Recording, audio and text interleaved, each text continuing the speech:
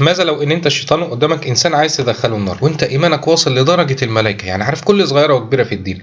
لازم تعرف عدوك عشان تعرف اخره ايه وتاخد حذرك منه. ربنا سبحانه وتعالى قال لنا ان الشيطان لكم عدو فاتخذوه عدوا، وقال لنا خذوا حذركم. مين هو الشيطان اصلا وايه هي قدراته واخد حذري منه ازاي؟ اولا الشيطان ده لقب مش اسم، الشيطان يعني عدو ربنا، وهم صنفين من الخلق اللي عليهم تكليف، وهم الجن والانس، وما خلقت الجن والانس الا ليعبدون. وبرضه ابليس كان من الجن ففسق عن امر ربه، اذا ابليس من الصنف التاني المكلف وهم الجن ففسق عن امر ربه، ده اللي هو عمله. فربنا اطلق عليه لقب شيطان، كسر اوامر ونواهي ربنا، بيحسد بيتكبر وهكذا. فربنا قال لنا فوسوس لهما الشيطان، ما قالناش فوسوس لهما ابليس، لان في من البشر برضه شياطين زي ما ربنا قال لنا شياطين الانس والجن. فاذا الشياطين هم اعداء ربنا اللي بيكسروا كلامه، ربنا قال له اسجد ما بيسجدش، ما تقتلش قتل، ما تزنيش زنا، وهكذا. طب ايه هي قدرات الشيطان؟ ولقد صدق عليهم ابليس ظنه فاتبعوه الا فريقا من المؤمنين. ربنا راح قايل ايه في الايه اللي بعدها؟ وما كان له عليهم من سلطان. ربنا بيقول لنا انه اخره الوسوسه، ما بيعرفش يجبر حد، لو في ايده ان هو يجبر حد ما فيش حد يدخل الجنه. والاعتراف الشهير اللي هيقوله في الاخره وما كان لي عليكم من سلطان الا ان دعوتكم فاستجبتم لي. كل اللي عمله ان هو وسوس مش اكتر، وهم مش وراه. لو في ايده يجبر ربنا مش هيحاسبك انت. خرج سيدنا ادم عليه الصلاه والسلام من الجنه بالوسوسه بس، فوسوس لهما الشيطان. ووقع بين اخوات سيدنا يوسف برضه بالوسوسه، ان نزغ الشيطان بيني وبين اخوتي. ده اخره بالنسبه للبشر، ولكن ما تستهونش بيها لان انت مش شايفه ومش سامعه. هو بيجي يلقي عليك في مجال نفسك فكره انت بتفتكرها فكرتك انت، انه يراكم هو وقبيله من حيث لا ترونهم. مستحيل تشوفه، عينك مش هتلقط الطول الموجي ده، ومش هتسمعه لان ودنك مش مهيئه لان هي تستقبل الموجات الصوتيه دي. انما يوم القيامه فبصرك اليوم حديد، يوم القيامه هتكشف لك الحقيقه كلها. الشيطان عايز مننا ايه؟ حاجه واحده بس، عايز يدخلنا كلنا النار. قال ارايتك هذا الذي كرمت علي لئن اخرتني الى يوم القيامه لاحتنكن ذريته الا قليلا. انا مش عارف هو بيكلم ربنا كده ازاي، ولكن دي علامه لان اي حد بيكلم ربنا باسلوب مش كويس زي ليه كده يا رب، ده الشيطان بيقول لربنا شايف اللي انت كرمته عليا ده اللي هو سيدنا ادم، لو سبتني اليوم القيامه مش هسيب حد من ذريته الا قله. ودي مش جدعانه منه، هو مش قادر على القله دي، دول خدوا حذرهم وده اللي لازم نعمله. المشكله الاكبر ان هو صدق فعلا. ربنا بيقول لنا ولقد صدق عليهم ابليس ظنه. هو عارف عنك كل حاجه، عارف ان انت عندك ضعف، عارف عن نفسك حاجات انت نفسك ما تعرفهاش، عارف ايه الذنب اللي يهدك، ايه الاكله لو اكلتها تتعب لك جسمك وبالتالي هتكسل عن العباده، زي الخمر بالظبط. ربنا قال لنا انه رجس من عمل الشيطان. دي فكره الشيطان. بص تفكيره رايح لفين، انه ياكلك حاجه او يشربك حاجه او تعمل ذنب يتعب جسمك فتكسل عن العباده. عرف ان ربنا خلقك للعباده فعايز يمنعك عن دي باي طريقه، وما بيغلبش، يعني ما نفعتش عن طريق اكله، طب حاجه تشربها، طب الذنب الفلاني، طب حزن يفكرك بحاجه حصلت من سنين عشان تزعل. ربنا قال انما النجوى من الشيطان ليحزن الذين امنوا.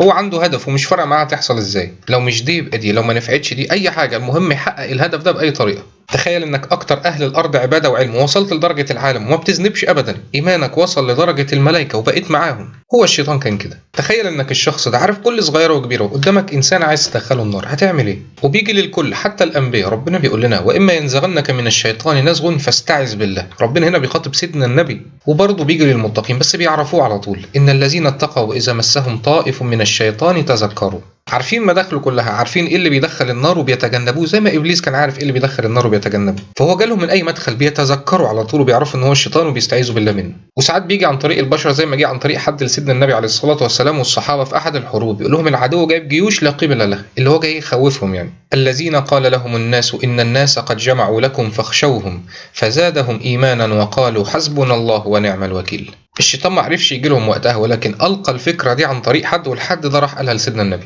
ربنا راح قايل فانقلبوا بنعمه من الله وفضل لم يمسسهم سوء. محدش لمسهم، اللي بيتوكل على ربنا ربنا بيكفيه. ولكن بعدها ربنا قال ايه؟ انما ذلكم الشيطان يخوف اولياءه. ربنا بيقول لنا ان الشيطان القى الفكره لحد من اوليائه، ده كلام الشيطان مش الشخص. ولكن مين هم اوليائه؟ اي حد بيتبعه، يعني ربنا قال لك صلي ما بتصليش كده بقيت من اوليائه، وهكذا. ومن يعش عن ذكر الرحمن نقيد له شيطانا فهو له قرين. اي حد بيبعد عن منهج ربنا انت كده بالتالي بتتبع منهج الشيطان وانت مش واخد بالك. ربنا بيخليه له قرين، تحس ربنا بيقول انت سمعت كلامه طب خليه ينفعك، بيخليه ملازمه. فاذا لو انت الشيطان وعندك علم كبير قوي وعايز تدخل حد النار، ايه هي خطواتك؟ رقم واحد، ربنا انزل القران، اللي هيتبعه هيدخل الجنه، خلاص يحرف القران. عرف ان من شروط الايمان وعشان يكتمل ايمانك لازم تؤمن بكل اللي انزل في القرآن وتتبع الاوامر والنواهي. يعني ربنا قال ان في ملائكة، في جن، في حساب، في جنة ونار وهكذا، لازم تؤمن بالكلام ده. ولكن ما عرفش يحرف القرآن زي ما حرف الكتب اللي قبلها، فحرف المعاني. يعني ربنا قال وفي السماء رزقكم، ربنا عايزك تؤمن بايه؟ ان الفلوس والاكل كل رزقك عموما عند ربنا سبحانه وتعالى في السماء. فهو جه يحرف لك المعنى، قال لك لا دي معناها المطره، خلاك كذبت وانت مش واخد بالك، فبينزل عليك بلاء وانت مش فاهم، بتقول انا من المتقين، ربنا بيكفر لك الذنب اللي انت لسه عامله ده عشان ترجع وهكذا. رقم 2 يحرف الاحاديث، فعلا عرف ولقينا احاديث كتير ضعيفه واحاديث موضوعه. وعموما عشان تاخد بالك من النقطه دي، اي حاجه عكس القران مش النبي اللي قايلها. والتحليل والتحريم من حق الاله، قل تعالوا اتلوا ما حرم ربكم. تالت حاجة، يعني انت ما اتبعتش المعاني المحرفة في القرآن وما اتبعتش الأحاديث المحرفة، بيخش على المرحلة اللي بعدها وإنه يوقعك في أي ذنب من الكبائر، إن شاء الله ذنب واحد بس، ذنب واحد منهم كفيل إن هو يدخلك النار وينزل عليك بسببه بلاء في الدنيا، واتكلمنا عنها قبل كده، هم كلهم مذكورين في القرآن، ودايما بيبقى بعدهم وعيد في الدنيا أو في الآخرة، لأن هو عرف إن اللي هيتجنب الكبائر ربنا هيسامحه على الصغائر وهيدخله الجنة. إن تجتنبوا كبائر ما تنهون عنه نكفر عنكم سيئاتكم وندخلكم مدخلا كريما. اللي هيبعد عن الكبائر ربنا بيقول هيسامحه وهيدخله الجنة. اتذكر في الحديث ان كان في واحدة بتقيم الليل وتصوم النهار ولكن كانت بتأذي الناس بلسانها، سيدنا النبي عليه الصلاة والسلام قال لا خير فيها فهي في النار. ليه؟ لأن ذنب واحد من الكبائر كفيل يدخلك النار. ربنا قال إن تجتنبوا كبائر ما تنهون عنه، لازم تجتنبهم كلهم. رقم 4، لو نجح في ان هو يوقعك في ذنب من الكبائر بيبدأ يخليك تشك في وعود ربنا. مثلا ربنا قال لو استغفرت مش هينزل عليك عذاب وهيديك فلوس وهيديك كل حاجة، فيقعد يستغفر يلاقي مفيش حاجة حصلت، فهنا يجي الشيطان يقول له شفت انت هتصدق الكلام ده ولا ايه؟ وهو قبلها موقعه في ذنب من الكبائر وعارف ان الكبائر مش عايزه استغفار بس لازم توبه، وعارف ان الكبائر مش بس بتدخل النار، بتنزل بلاء في الدنيا وبتحرم الرزق وبتعطل اجابه الدعاء. طب لو ما عرفش يحاول معاك في كل ده، بيحاول يدخلك العجب، وده اخر اسلحته، زي ما جه للامام احمد بن حنبل في اخر ايامه، بيحاول تخليك تعجب بعملك ودينك وصلاتك وهكذا. وده الذنب اللي خرجه من رحمه ربنا، هو كان شايف ان هو احسن من سيدنا ادم. والحل في الموضوع ده ان انت دايما تنسب الفضل لله، وما توفيقي الا بالله، ما شاء الله لا قوه الا بالله، ده ربنا اللي شاء بكده، ربنا اللي امدني بالصحه وهداني. حتى اهل الجنه يوم القيامه هيقولوا وما كنا لنهتدي لولا ان هدانا الله. ولو ما عرفش يمنعك من الصلاه بيحاول معاك ان انت تاخرها لحد ما تبقى عاده وتكسر عن الاذكار وهكذا. ونيجي لاخر نقطه، اخد حذري منه ازاي؟